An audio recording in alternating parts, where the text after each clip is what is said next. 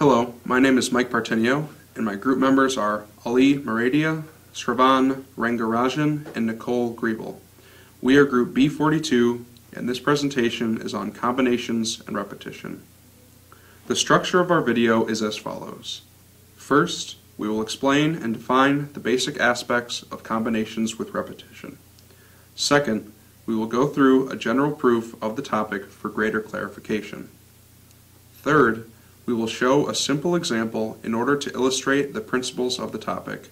And fourth, we will look at a harder example to examine the topic's more complex aspects. This video can be found on www.noat.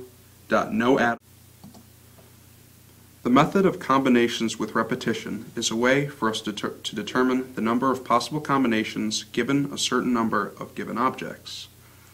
Basically, this allows us to determine the number of ways to choose k objects out of a list of n objects. In this case, n is all the possible objects of types A, B, C, and D. There are two key rules of combinations with repetition. The first is order of selection does not matter, obviously meaning that any of these, A, B, C, or D, can be chosen in any order out of the k, and it does not matter. And second, each object can be selected multiple times, which is self-explanatory. Combinations deal with multisets. Multisets are different from regular sets in that multisets can contain the same element more than once. As an example, take the following. Hi, I'm going to be doing another example. This example is going to be involving ice cream. So we're at an ice cream shop and there's 3 different flavors: chocolate, lemon, and vanilla. Chocolate we're going to use C to represent, lemon we're going to use L, and vanilla we're going to use V. So say we want to get a cone with 3 scoops of ice cream. What we want to do is we want to find out how many different combinations of these 3 flavors we can get. So first, if we do this using the formula that we have, so we have C of n plus r minus 1, comma, r. We're going to plug in our values. So n is the number of flavors we have, which is going to be 3, plus r, which is the number of places we're trying to fill, so that's going to be 3 because we're trying to get 3 different scoops. Subtract our 1, and then like I said, r was 3, so this ends up being C of 5, choose 3, this ends up equaling 10. So now we're going to go through and I'm going to show you why it's 10. So if we list out all of the possible combinations, we're going to have C, C, C, so that's if we got 3 scoops of chocolate. We're going to have C, C, L, so 2 chocolate, 1 lemon.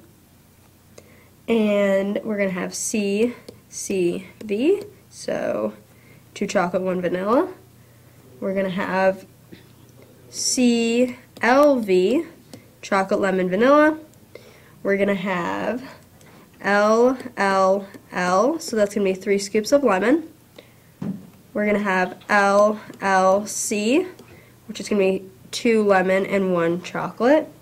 We're going to have L, L, V, which is going to be 2 lemon, 1 vanilla. We're going to have V, V, V, which is 3 vanilla. We're going to have V, V, C, which is 2 vanilla, 1 chocolate. And then we're going to have V, V, L. So that's going to be 1, 2, 3, 4, 5, 6, 7, 8, 9, 10 different combinations, which is exactly what our formula showed. So notice that there's no repeats in the sets that I listed down here. And so that means that there's going to be 10 different combinations that we can get of these 3 flavors. Alright, thank you, and that's it. Okay, now we'll take a look at a more complex example. The method of combinations with repetition can be used to determine the number of solutions for certain types of math problems. For example, consider the following equation. We have x plus y plus z is equal to 17. Now let us assume that x, y, and z are all independent, different types of variables. So our total number of variables, n, is equal to 3. We also know that these are all equal to, when added, 17. So our sum is 17.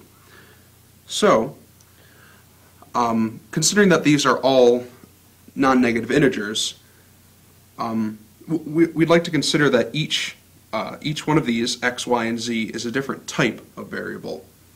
Now, letting each one be a different type of variable, one possible solution to this equation could be 9 plus 3 plus 5 is equal to 17.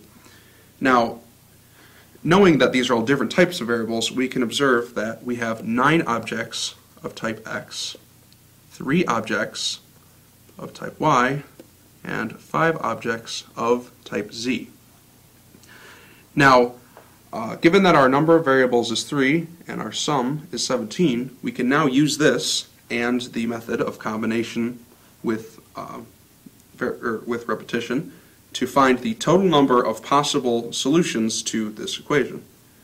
Now, if we, using n and r, if we do c of the number of variables, 3 plus sum minus 1, 17 minus 1, comma, the sum of 17, this is equal to c of 19, comma, 17.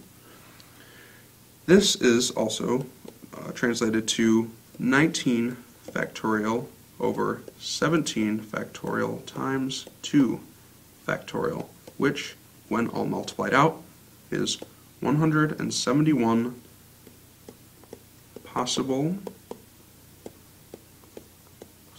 I spelled that wrong, pardon my handwriting, solutions.